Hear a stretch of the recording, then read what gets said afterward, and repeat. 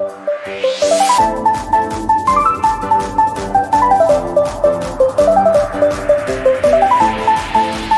hati kami untuk mendengarkan Engkau berfirman kepada kami. Penuhi kami dengan Roh-Mu ya Tuhan. Terangi hati kami. Bentuk kami Tuhan. Pakailah hamba-Mu ya Tuhan, agar setiap kami boleh menerima kebenaran-kebenaran yang mengubahkan. Kebenaran yang akan membuat kami bertumbuh di dalam takut akan Tuhan. Terima kasih Bapa. Kami mau belajar di bawah kaki, menikmati hadirat. Berkatilah ya Tuhan Tuhan. Di dalam nama Tuhan Yesus kami berdoa dan siap menerima kebenaran firman. Haleluya. Amin. Selamat pagi, shalom. Baik saudara-saudara dikasih Tuhan, hari ini khotbah saya beri judul Indah pada Waktunya.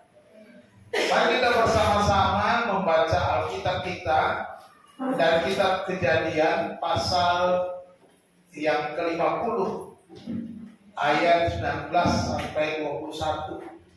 3 ayat saja. Ini merupakan bagian daripada pengampunan Yusuf kepada saudara-saudaranya ketika saudara-saudaranya datang. Kita baca, saya akan bacakan untuk saudara, silakan menyimak. Kejadian 50 pasal 50 ayat 19 sampai 21. Demikian firman Tuhan. Tetapi Yusuf berkata kepada mereka, janganlah takut, sebab aku inikah pengganti Allah. Memang kamu telah mereka-rekakan yang jahat terhadap aku, tetapi Allah telah mereka-rekakannya untuk kebaikan, dengan maksud melakukan seperti yang terjadi sekarang ini, yakni memelihara hidup suatu bangsa yang besar. Jadi janganlah takut, aku akan menanggung makanmu dan makan anak-anakmu juga. Demikianlah ia menghiburkan mereka dan menenangkan hati mereka dengan perkataannya. Amin. Demikian firman Tuhan. Berbahagialah kita yang mendengar, memelihara dan yang melakukan firman Tuhan. Ketika saudara-saudara Yusuf datang kepada Yusuf setelah ayah mereka Yakub meninggal, mereka dilanda ketakutan oleh karena perbuatan-perbuatan jahat yang telah mereka buat terhadap Yusuf. Mereka berpikir bahwa Yusuf akan membalas dendam terhadap perbuatan mereka di masa lampau yang telah menyakiti Yusuf, menolak Yusuf, membuang Yusuf. Mereka datang, maka mereka siap untuk menjadi budak Yusuf, asalkan mereka bisa makan dan bisa tetap hidup. Tetapi inilah yang Yusuf katakan, janganlah takut. Itu yang dikatakan Yusuf kepada saudara-saudara. Janganlah takut, sebab aku inikah pengganti Allah. Memang kamu telah mereka-rekakan yang jahat terhadap aku, tetapi Allah telah mereka-rekakannya untuk maksud kebaikan, dengan maksud memelihara bangsa. Apa yang terjadi sekarang, yaitu memelihara bangsa yang besar ini. Aku akan memelihara kamu, akan memberi makanmu, memberi makan anak-anakmu. Demikianlah Yusuf menghibur saudara-saudaranya. Bapak Ibu yang dikasihi oleh Tuhan, kalau kita melihat kisah Yusuf, merupakan, kalau kita menonton filmnya, dramanya, sinetronnya, kira-kira begitu. Ini happy ending. Makanya saya beri judul Indah pada Waktunya. Bagaimana perjalanan Yusuf yang begitu berat, tertekan, tertolak, tetapi akhirnya penuh dengan kebahagiaan. Tentunya setiap orang menginginkan hidup yang bahagia, ya. Semua orang hidup berbahagia. Tetapi setiap orang inginnya jalan pintas, pengennya cepat berbahagia, tanpa kesulitan, tanpa proses. Inilah kebiasaan kita manusia umum, siapa saja. Apakah itu orang Kristen atau bukan orang Kristen, tentunya maunya jalan pintas, jalan cepat. bagaimana supaya sukses, bahagia, merasa lebih berbahagia. Kalau kita melihat di dalam tokoh-tokoh Alkitab ada Ayub, ya. Ayub seorang yang diberkati Tuhan luar biasa, kaya raya, punya anak dan sebagainya. Tetapi ketika hartanya habis, anaknya habis, dia tidak menyangkali Tuhan. Dia tetap bertahan menyembah Tuhan dan akhirnya happy ending juga. Tuhan memulihkan keadaan Ayub. Demikian juga Yusuf, ini adalah tokoh yang dipakai Tuhan untuk menyatakan rencana Tuhan yang indah. Kalau kita melihat kisah Yusuf, inilah rencana Tuhan yang indah yang harus kita pegang. Bahwa apapun yang kita alami dalam kehidupan kita, jalani dengan penuh syukur, jalani dengan penuh sukacita, karena ada rencana Allah di balik semua itu. Sebagaimana yang dialami oleh Yusuf dan indah pada waktunya. Bagaimana? Ya, bagaimana kita dapat menikmati hidup yang indah pada waktu Tuhan? Pada waktunya. Tentunya ini menjadi pelajaran bagi kita. Ada 3 langkah praktis menuju kehidupan yang indah pada waktunya. Ada 3 langkah. Yang pertama kita belajar dari Yusuf, kita harus memiliki anugerah pengampunan. Apa? Pengampunan. Tidak ada berkat, tidak ada kebahagiaan tanpa pengampunan. Pengampunan merupakan satu hal yang sangat penting bagi kita orang percaya. Ketika Yesus mengajarkan murid-muridnya berdoa, dan doa itu sudah kita ucapkan setiap kali kita berdoa setiap minggu, Bapa kami yang di sorga. Di sana dikatakan, dan ampunilah kami seperti kami juga mengampuni orang yang bersalah kepada kami. Dan di bagian itu Yesus berkata, jikalau kamu tidak mengampuni, maka Bapamu yang di sorga juga tidak akan mengampuni kamu. Inilah yang dilakukan Yusuf. Perhatikan di dalam ayat itu. Ayat yang ke-19. Tetapi Yusuf berkata kepada mereka, janganlah takut, sebab aku inikah pengganti Allah. Abang-abangnya datang, minta maaf, mengaku salah, merasakan kesalahan yang besar kepada Yusuf. Tetapi Yusuf berkata kepada saudara-saudara, janganlah takut, sebab aku inikah pengganti Allah. Dia mengatakan bahwa aku tidak pernah mengingat kesalahan kamu, aku tidak pernah mengingat apa yang telah kamu perbuat menyakiti hatiku. Sebab aku bukan Allah, aku ini bukan pengganti Allah. Dengan kata lain, Yusuf mau memberikan pengampunan. Yusuf menganugerahkan kepada keluarganya, kepada saudara-saudaranya pengampunan yang besar. Anugerah pengampunan. Yusuf tidak membalas kejahatan dengan kejahatan. Sebagai seorang pejabat pemerintah di Mesir dengan kedudukan yang besar, yang tinggi, dia bisa menghukum saudara-saudaranya, dia bisa membuat saudara-saudaranya kesakitan yang sama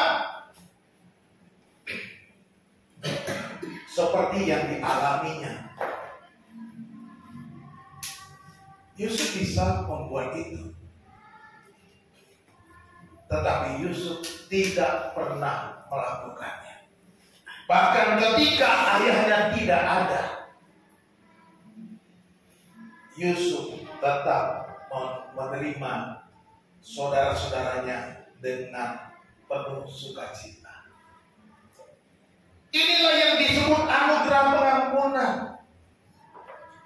Sebagaimana kita juga sudah menerima anugerah pengampunan dari Allah Bapa kita, dari Yesus Tuhan kita yang sudah mati bagi kita,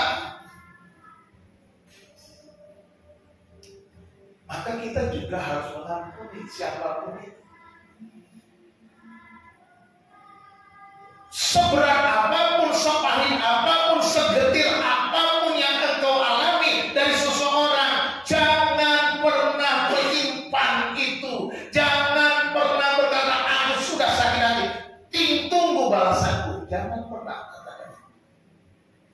Lupakan perkataan itu. Tinggalkan pikiran-pikiran seperti itu. Karena kalau kita mau menikmati sukacita, bahagia, indah pada waktunya, mulai dengan pengampunan.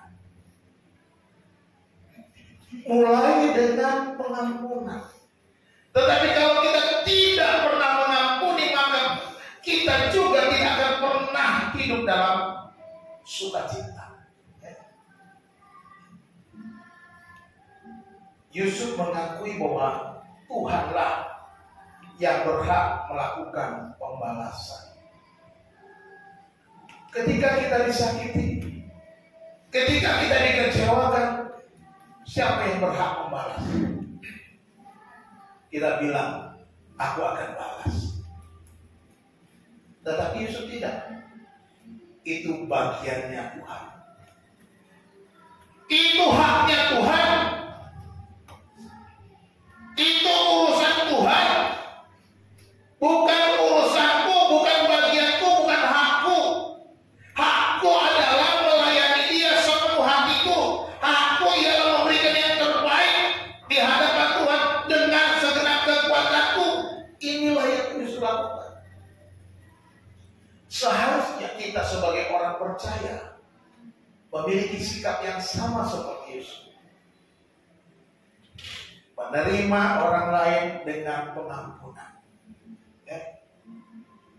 Di dalam Tulisan Roma pasal 12 ayat 19 dikatakan, saudara-saudaraku yang kekasih, janganlah kamu sendiri menuntut pembalasan, tetapi berilah tempat kepada murka Allah, sebab ada tertulis, pembalasan itu adalah aku yang akan menuntut pembalasan, firman Tuhan.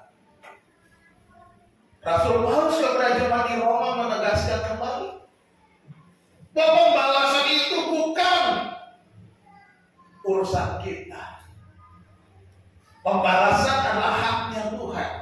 Berikanlah pembalasan kepada Tuhan. Biar Tuhan yang menentukan apa yang Tuhan mau lakukan terhadap seseorang. Jadi anugerah pengampunan. Inilah yang Yusuf lakukan ketika dia menerima sebuah kenyataan yang pahit. Ketika dia dibuang ke dalam sumur, ketika dia dijual kepada para pedagang Ismail, ketika dia dijual juga kepada Potifar, ketika dia difitnah juga oleh istri Potifar, ketika dia dipenjarakan di dalam penjara di Mesir, melewati keadaan yang sangat pahit. Tetapi tidak sekalipun Yusuf menyesalinya. Tidak sekalipun Yusuf mengingat-ingat itu kepada saudara. Ketika saudaranya datang, dia tidak berkata, ya memang kalian sudah menyakiti aku, sekarang waktunya kalian menjadi budakku, kalian harus melayaniku. Tidak. Yusuf tidak berkata. Yusuf berkata, janganlah aku. Haleluya. Sebab aku inikah mengganti Allah. Yesus mau katakan bahwa itu urusan Tuhan bagi kalian. Aku ini bukan Allah yang berhak menghakimi kamu. Aku ini bukan Allah yang berhak menghukum kamu, bukan. Yesus mengampuni, menerima saudaranya dengan penuh sukacita, dengan melupakan kesalahan mereka di masa lalu. Dan Yusuf menikmati sukacita itu. Perhatikan, dimanapun Yusuf ditempatkan, ketika dia di penjara pun, dia dipercaya oleh kepala penjara untuk menjadi penjaga tahanan. Karena apa? Karena penuh sukacita, penuh dengan berkat Tuhan, bahagia, tidak pernah mengeluh. Kalau kita kan manusia zaman sekarang, susah sedikit sudah mengeluh. Ini yang selalu kita sering lakukan. Tuhan, kenapa saya susah terus? Tuhan, kenapa saya sakit terus? Tuhan, kenapa saya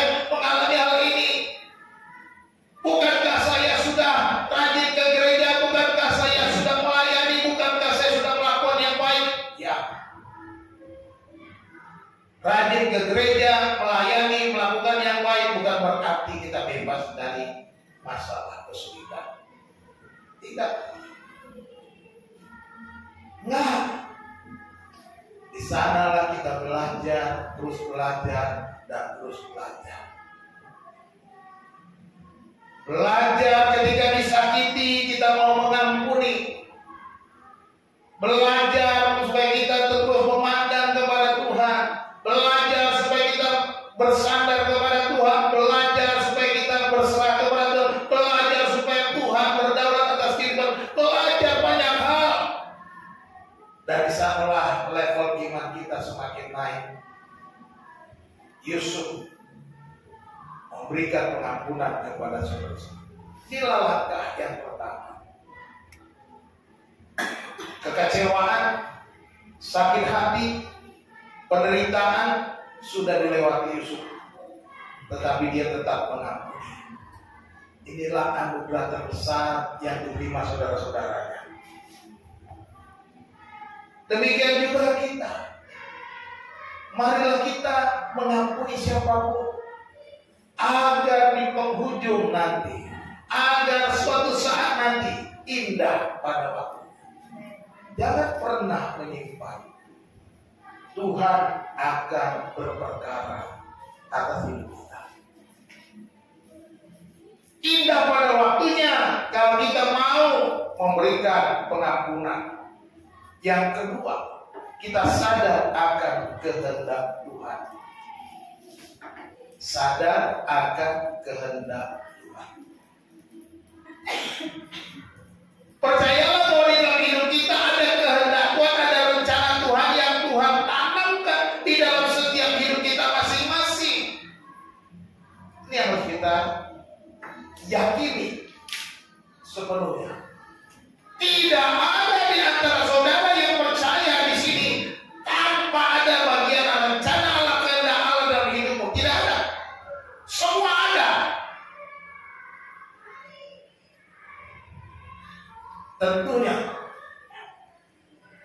yang sudah pasti, setiap kita dipanggil Tuhan, dipilih Tuhan untuk menjadi berkat bagi orang lain, seperti Yesus. Tetapi jalannya beda-beda. Jalannya, caranya akan berbeda-beda. Mungkin ada yang sama 1-2 orang, tetapi saya yakin akan berbeda-beda. Tekanan kesulitannya berbeda-beda, intensitasnya berbeda. Semuanya akan kita lewati. Tetapi kalau kita mengenali kehendak Allah, maka kita akan terus bertahan. Kita akan terus berjalan. Kita akan terus melewati semua pergumulan, semua masalah.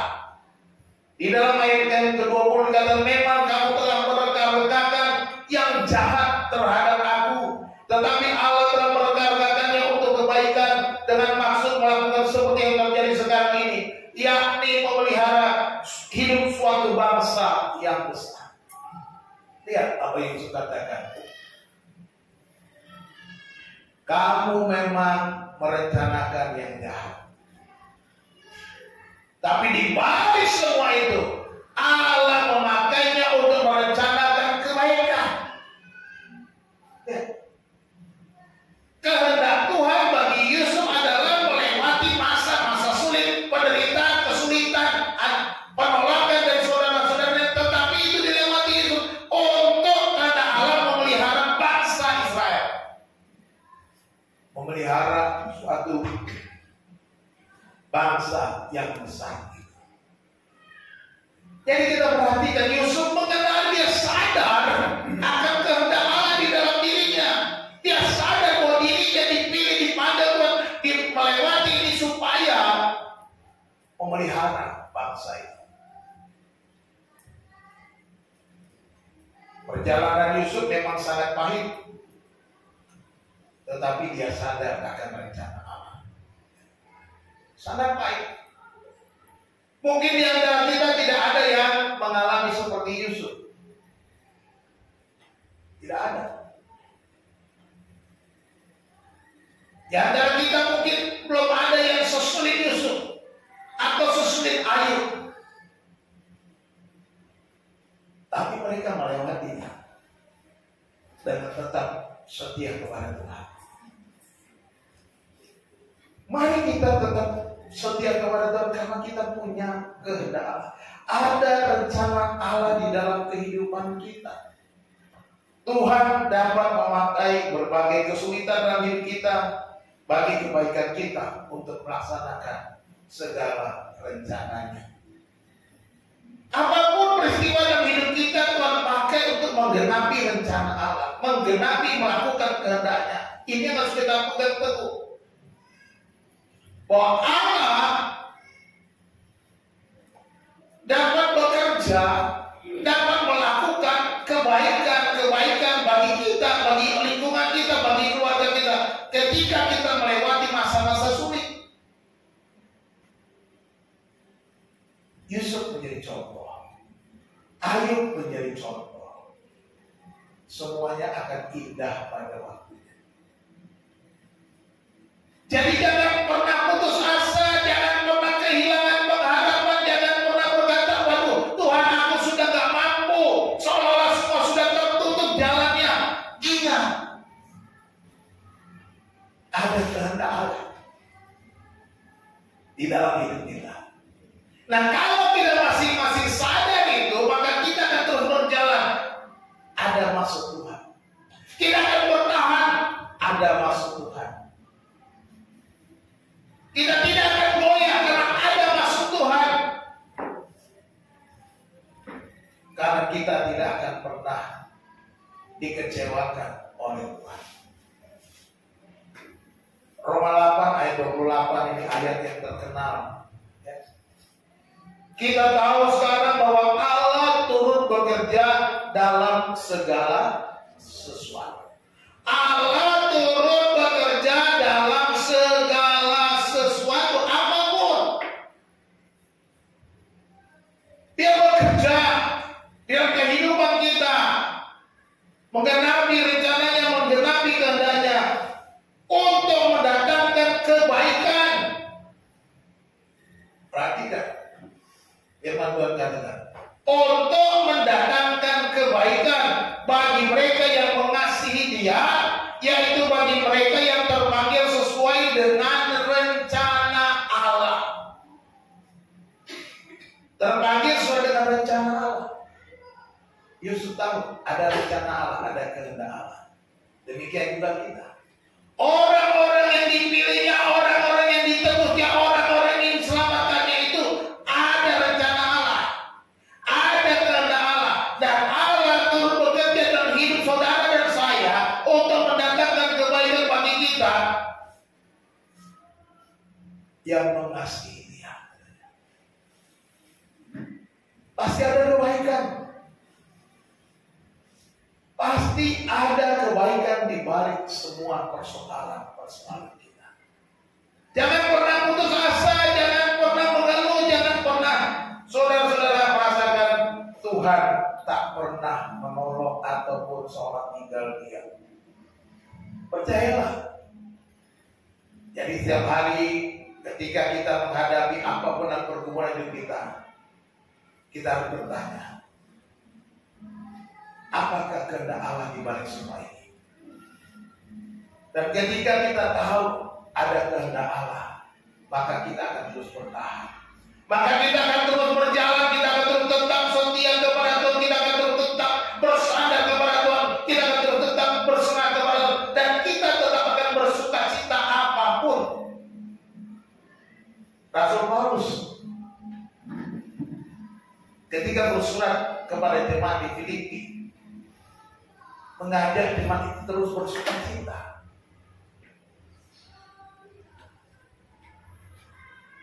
Mengajak bersuka cita, kata sukacita baik dalam kata kerja maupun kata benda di situ digunakan kata sukacita.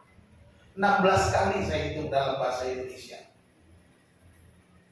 Dalam 4 pasal kitab Filipi. 16 kali itu. Maka dia katakan, bersukacitalah senantiasa, bersukacitalah dengan aku. Aku bersukacita sekalipun aku ada dalam penjara. Bayangkan, dia di penjara tetapi dia mengajak bersukacita, dia tetap bersukacita dan mau bersukacita terus. Aku bersukacita walaupun aku ada dalam penjara. Kenapa? Oleh karena pemenjaraanku, aku dapat memberitakan Injil sampai ke Roma. Bayangkan, sampai memberitakan Injil di hadapan kaisar. Jadi dia berkata, walaupun melewati masa-masa sulit, penjara demi penjara, menjadi seorang tawanan, tetapi Paulus bersukacita lewat masalah itu. Dia bisa memberitakan Injil. Itu ada panggilannya Tuhan melakukan kehendaknya melalui jalan-jalan sulit itu.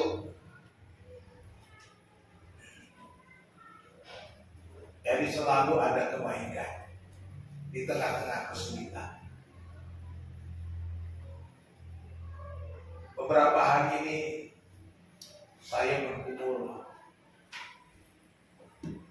Malam tadi juga masih berkumpul.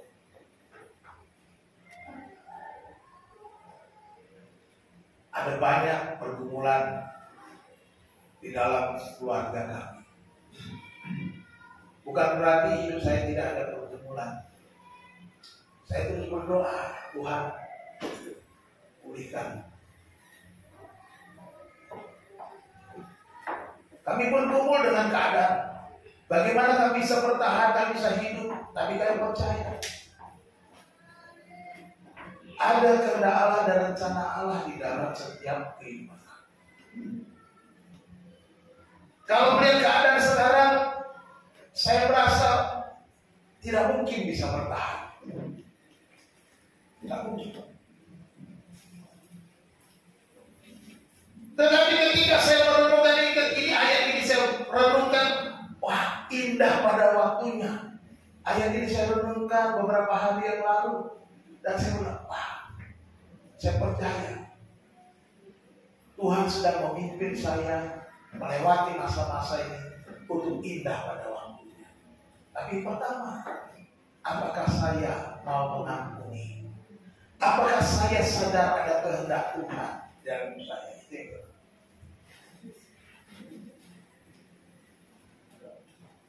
Dan yang ketiga, kalau kita mau tetap indah pada waktunya, tetaplah menjadi berkat. Inilah yang Yesus lakukan di dalam ayat 21 dikatakan, jadi janganlah takut, aku akan menanggung makanmu dan makan anak-anakmu juga. Demikianlah yang menghiburkan mereka dan menenangkan hati mereka dengan perkataannya. Yusuf menghibur saudaranya, menenangkan saudara-saudaranya dengan berkata, janganlah takut, aku akan menanggung makanmu dan makan anak-anakmu juga. Karena apa? Karena masih dalam masa kesulitan pangan pada zaman itu.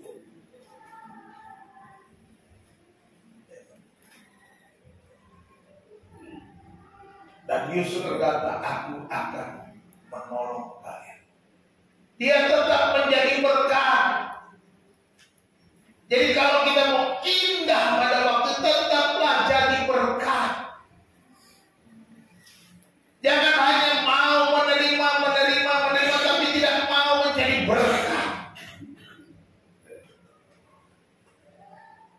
Ini harus kita sadari. Kalau saudara mau bertumbuh, kalau saudara mau menaik level, saudara harus mau memberi. Saudara menjadi berkat. Bukan hanya menerima. Pak, bagaimana saya bisa memberi, sedangkan saya hanya begini-begini saja. Hello.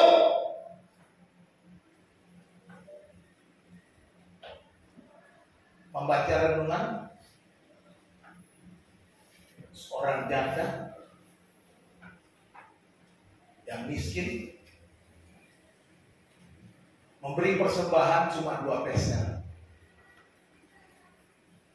Dibandingkan dengan orang-orang yang bawa persembahan, Yesus berkata kepada murid-murid, sesungguhnya wanita ini memberikan yang terbaik, karena dia memberikan seluruh hidupnya, semua yang dia, seluruh nafkahnya. Perempuan perempuan itu memberi dari kekurangan, tapi ini paling banyak. Perempuan ini memberi lebih besar kepada Tuhan karena seluruh nafkahnya dibandingkan orang-orang yang mungkin mempunyai penghasilan besar. Ketika dia punya penghasilan 10 juta, dia hanya kasih 10.000, itu nggak ada arti buat dia. Dia kasih 100.000 juga nggak ada arti. Dia kasih 1 juta pun tidak ada arti. Ketika dia punya penghasilan 10 juta sampai 20 juta, nggak ada arti. Perempuan ini cuma 2 peser, nilai mata uang yang paling rendah pada zaman itu. Tapi dia memberi seluruh nafkahnya. Ini adalah yang terbesar dari seluruh hidupnya. Dia memberi hidupnya karena apa? Sesudah dia memberi, dia tidak punya apa, dia mungkin gak bisa makan lagi, dia mungkin mati. Artinya dia beri seluruh hidupnya. Jadi memberi bukan tunggu kaya, ya kan? Memberi bukan tunggu punya segala-galanya. Jadilah berkat. Ini kunci supaya kita bisa menikmati hidup yang berbahagia, indah pada waktunya. Perhatikan di situ, Yusuf tetap menjadi berkat bagi saudara-saudaranya untuk menggenapi rencana Allah. Dia kata dalam Kejadian 37, ini rencana Allah yang kita mau lihat ya, ayat 6 dan 7. Karena katanya kepada mereka, coba dengarkan mimpi yang kumimpikan ini. Tampak kita sedang di ladang mengikat berkas-berkas gandum. Lalu bangkitlah berkasmu dan tegak berdiri. Kemudian datanglah berkas-berkas kamu sekalian, mengelilingi dan sujud menyembah kepada berkasmu itu. Ini mimpi Yusuf ketika diceritakan, ya, bahwa dia akan menjadi berkat. Ini sudah dimimpikan, diberitahukan Tuhan kepada Yusuf. Berkas-berkas saudara-saudaranya untuk menyembah pada berkasnya Yusuf. Artinya Yusuf akan menjadi berkat. Inilah panggilan kita bagi orang percaya. Kita dipanggil seperti Yusuf pada masa ini untuk menjadi berkat. Kita dipanggil untuk membawa berkat. Kita dipanggil untuk memberkati. Kita dipanggil untuk menjadi sumber berkat bagi orang lain. Jangan pernah untuk melupakan kasih Tuhan, berkat Tuhan yang begitu besar yang sudah kita terima. Kalau kita menyadari itu, maka kita harus ingat juga bahwa berkat yang kita terima harus kita juga menjadi berkat. Seperti Yusuf, ketika dia ditinggikan, ketika dia menjadi seorang pemimpin, ketika dia dipercaya oleh Firaun, dia mengerti posisinya itu bukan untuk menjadi tinggi hati, bukan untuk ditinggikan bagi dirinya sendiri, bukan untuk naik pangkat bagi dirinya, tetapi untuk menjadi berkat. Ini yang Yusuf sadari. Jadi kalau saudaraku ada di tempat ini, saudara dipanggil Tuhan, dipilih Tuhan, saudara memiliki apapun yang saudara terima, semuanya itu supaya saudara menjadi berkat. Bukan untuk sekedar saudara mendapat posisi, mendapat jabatan, mendapat usaha, mendapatkan kenalan-kenalan, peluang-peluang, bukan sekedar itu. Kalau kita sadari bahwa kita dipanggil untuk menjadi berkat, apapun yang kita terima, harta yang melimpah, jabatan, kedudukan, posisi, peluang-peluang yang kita terima, semua itu adalah cara Tuhan supaya kita bisa menjadi berkat. Inilah yang kita lihat dari Yusuf. Maka keluarga itu menjadi happy ending, bahagia, ya, indah pada waktunya. Karena Yusuf mau menjadi berkat. Ya. Firman Tuhan haruslah menjadi pedoman untuk menjadi berkat. Ya. Bagaimana kita menjadi berkat? Ini pedomannya. Alkitab, firman Tuhan isinya banyak. Berkatnya banyak. Inilah pedoman kita supaya kita bisa menjadi berkat, bukan yang lain. Nah, kalau kita setia dengan firman Tuhan, maka akan indah pada waktu. Jadi marilah kita dengan 3 langkah ini, kita mau memberikan pengampunan, kita mau menyadari akan kehendak Tuhan, dan kita mau menjadi berkat dimanapun kita ada, maka akan indah pada waktunya. Ya. Simpulan, indah pada waktunya. Yang pertama adanya anugerah pengampunan. Ya. Yesus sudah mengampuni kita di kayu salib. Inilah anugerah yang kita terima. Ya. Yesus sudah mengampuni kita di kayu salib dan kita menerima pengampunan yang besar. Kita diterima sebagai anak-anak Allah. Kita dianggap menjadi anak-anaknya. Bahkan kita menjadi anak kesayangannya. Memberikan pengampunan adalah jalan menuju kemerdekaan sejati. Ya, ini penting. Hidup yang merdeka adalah dengan melepaskan pengampunan. Kalau saudara tidak melepaskan pengampunan, saudara masih sekalipun merasa bebas, tapi saudara terpenjara oleh sakit hati, terpenjara oleh perasaan saudara, terpenjara, tidak merdeka. Ada yang mengekang. Tetapi kalau saudara mau merdeka, indah pada waktunya, maka harus memberikan pengampunan. Maka saudara akan merdeka.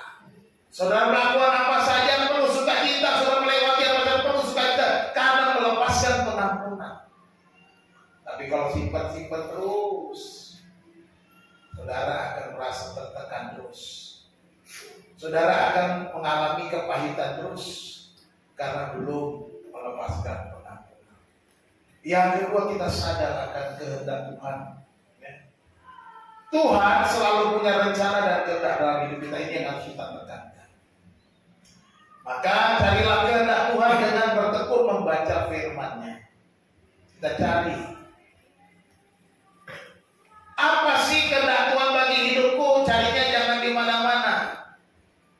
Jangan cari, oh ini jariku begini, oh lama begini, nanti ketemunya begini. Tidak begitu. Oh cari di bintangku, oh hari ini bintangku Virgo bicara, wah hari ini hati-hati di jalan, nanti kamu kesenggol orang, kata repot. Bukan di situ. Cari di firman Tuhan, kata. Jadi jangan cari di tempat lain. Amin. Yang ketiga menjadi berkat. Maka indah. Orang percaya harus menjadi berkat. Itu statementnya. Maka jadikan semua yang Tuhan berikan sebagai cara Tuhan untuk kita menjadi berkat. Pak, jangan semua dong Pak. Nggak kuat Pak. Itu kok janda miskin bisa ya? Seorang janda di Safat juga bisa bikin roti bundar kecil untuk Nabi Elia ya? Kok bisa ya? Dia bisa, kenapa kita nggak bisa? Yang bikin kita nggak bisa adalah iman kita yang kecil. Iman kita yang nggak ada apa-apanya, nggak ada sebesar biji sesawi. Kita ini yang sekarang di sini sebesar biji sesawi aja iman kita belum ada. Saya bilang iman kita berarti sangat kecil sekali, amat kecil. Tak tahu berat kecilnya seberapa. Ketika kita nggak berani melangkah jadi berkat, seperti janda-janda itu yang berani mengambil keputusan, aku akan buat roti bagimu. Sesudah itu terserah bagaimana Tuhan. Seorang janda membawa 2 peser ke depan Tuhan, ke hadapan Tuhan, dia nggak tahu bagaimana hidupnya selanjutnya. Itu bagiannya Tuhan. Jadi seluruh yang kita miliki gunakan untuk jadi berkat. Percayalah pemeliharaan Tuhan, percayalah kasih Tuhan, percayalah pertolongan Tuhan akan indah pada waktunya. Jangan pernah putus asa. Sebagai ayat penutup dari Pengkhotbah pasal yang ketiga, ayat yang ke-11. Mari kita baca sama-sama. 1, 2, 3. Ia membuat segala sesuatu indah pada waktunya. Bahkan ia memberikan kekekalan dalam hati mereka. Tetapi manusia tidak dapat menyelami pekerjaan yang dilakukan Allah dari awal sampai akhir. Ini yang akan indah pada waktunya. Hanya saja kita tidak bisa menyelami apa yang Tuhan lakukan dari awal sampai akhir. Kita sulit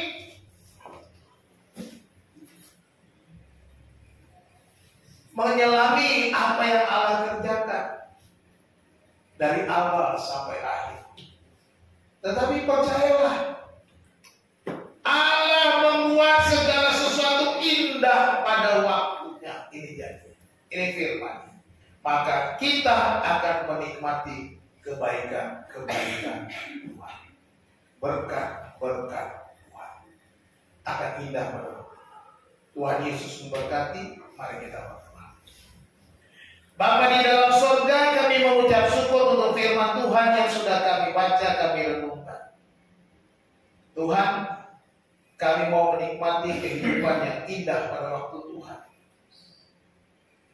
Ajar kami untuk melepaskan pengampunan ketika kami disakiti. Ajar kami mengerti kehendak Tuhan ketika kami melewati jalan terjal, jalan berliku. Ajar kami untuk tetap menjadi berkat ketika kami mendapatkan apa yang kami capai. Ketika Tuhan mengangkat kami, ketika Tuhan memulihkan kami mau tetap menjadi berkat. Dan tidak menjadi sombong, tidak menjadi lebih tinggi hati daripada orang lain. Oleh karena pencapaian kami. Terima kasih Tuhan, kami boleh belajar pagi hari ini di bawah kaki dari seorang pribadi yang rendah, yaitu Yusuf.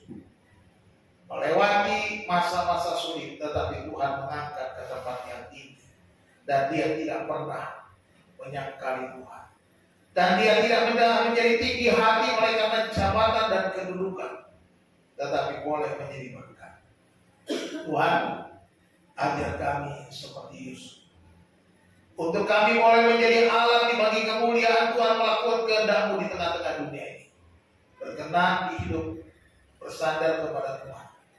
Terima kasih Bapa, hamba-Mu selesai berbicara. Tuhan, biarlah Roh-Mu ya Tuhan yang mengingatkan kami. Roh-Mu ya Tuhan yang menolong kami. Roh-Mu ya Tuhan yang memberikan peringatan-peringatan kepada kami supaya kami tetap bersandar kepada-Mu. Melakukan firman. Dalam nama Tuhan sekali berdoa. Haleluya. Amin.